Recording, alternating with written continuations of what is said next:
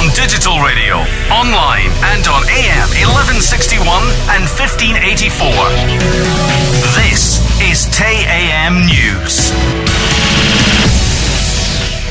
Good evening, I'm Nicola Dowds. Fife-man Alan Bryant has been missing for nearly 3 weeks. Today, a desperate appeal from his mum. Any bit of information at all, we just want to know where our son is, what's happened, and we just want to know anything at all.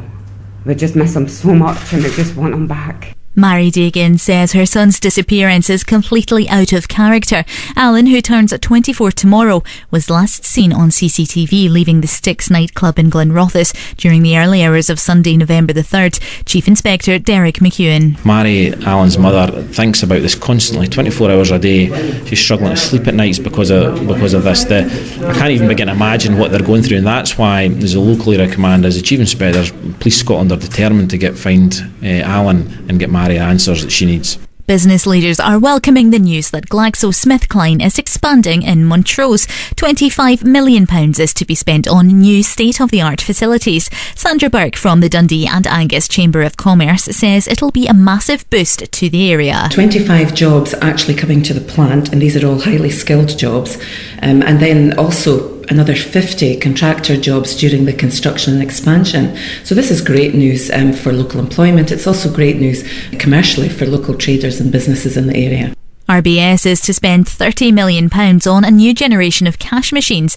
In one of his first major speeches as Chief Executive, Ross McEwen said the lender has to confront seismic shifts in banking. He's revealed transactions at branches are down 30% since 2010. Now, it's claimed there are at least 3 incidents involving dangerous dogs in Scotland every day. Cases recorded by police include people failing to control a dog, contravening court orders and breeding animals for fighting. The Scottish Tories are calling for a consultation into the issue to be brought forward by the Scottish Government. Pupils in Dundee have been sharing their ideas on how to stop bullying. A special conference was held at St John's High School earlier involving children from other schools. It's all part of National Anti-Bullying Week. Jennifer Clark was the Master of Ceremonies and says events like today are helping youngsters speak out. To know that there's always someone there that's going to listen to them and they'll help the issue to be solved and stuff, so they're definitely getting more confident.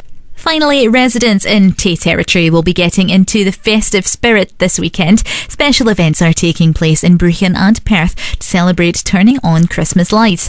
Tomorrow also sees the start of Dundee West End Christmas Fortnight. Here's a local councillor, Fraser McPherson. The West End Christmas Fortnight activities as a whole are a great contribution to the lead up to Christmas. We have the community fair at Dundee West Church tomorrow. On Tuesday, we'll have a Christmas concert in Dundee West Church, followed by light switch on and firework display. And that's the latest Tay News.